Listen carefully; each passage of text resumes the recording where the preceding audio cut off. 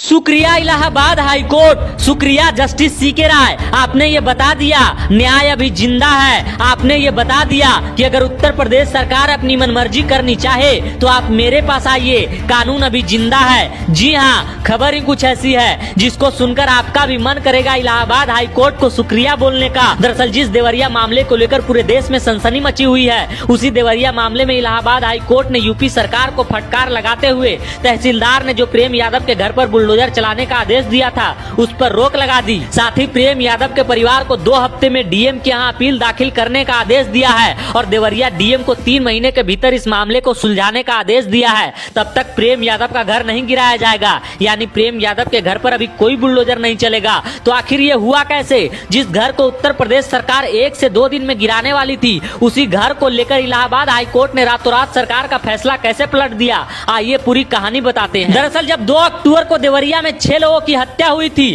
उसके तुरंत बाद प्रेम यादव के घर पर सरकार के तरफ से एक नोटिस चस्पा कर दिया गया था, जिसमें कहा गया था प्रेम यादव का घर वन विभाग के जमीन पर बना हुआ है। हालांकि प्रेम यादव के घर वाले इस बात को सरासर नकार रहे थे। उनका कहना था ये घर पुश्तैनी जमीन पर बना है, सरकार एक तरफा कार्रवाई कर रही है और जानबूझकर इस घर पर बुलडोजर चलाना चाहती है। जिसके बाद 10 अक्टूबर को राजस्व विभाग की टीम प्रेम यादव के मकान और जमीन की पैमाइश करने आई थी। लेकिन जब राजस्व विभाग की टीम जमीन की पैमाइश कर रही थी तो प्रेम यादव के वकील बार बार ये आरोप लगा रहे थे कि पैमाइश सही से नहीं की जा रही है, पैमाइश गलत तरीके से की जा रही है। सरकार का मंशा साफ झलक रहा है कि वो इस घर को किसी भी तरह से गिराना चाहती है और हुआ भी वही जो आरोप लगा रहे थे। 11 अक्टूबर को रुद्रपुर तहसील कोर्ट का आदेश आता है कि राजस्व विभाग की नापी में ये पाया गया कि प्रेम यादव का घर सरकारी जमीन पर बना है, इसलिए कोर्ट बेदखली का आदेश देती है। यानी तहसील कोर्ट ने सरकार को बुलडोजर चलाने का आदेश दे दिया था। हालांकि इस आदेश में तहसील कोर्ट ने प्रेम यादव के वकील को फैसले के खिलाफ ऊपरी कोर्ट में अपील दाखिल करने का 1 महीने का समय दिया था।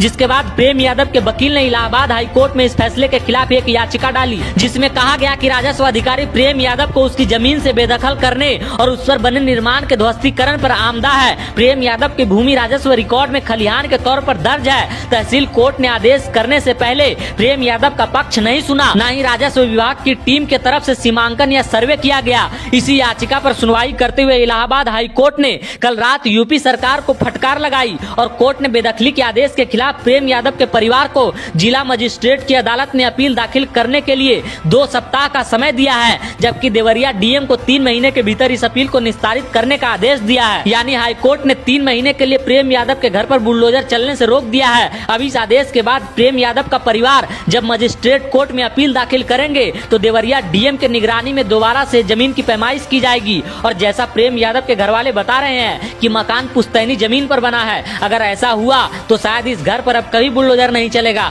बाकी इलाहाबाद हाई कोर्ट के इस फैसले पर आपका क्या कहना है?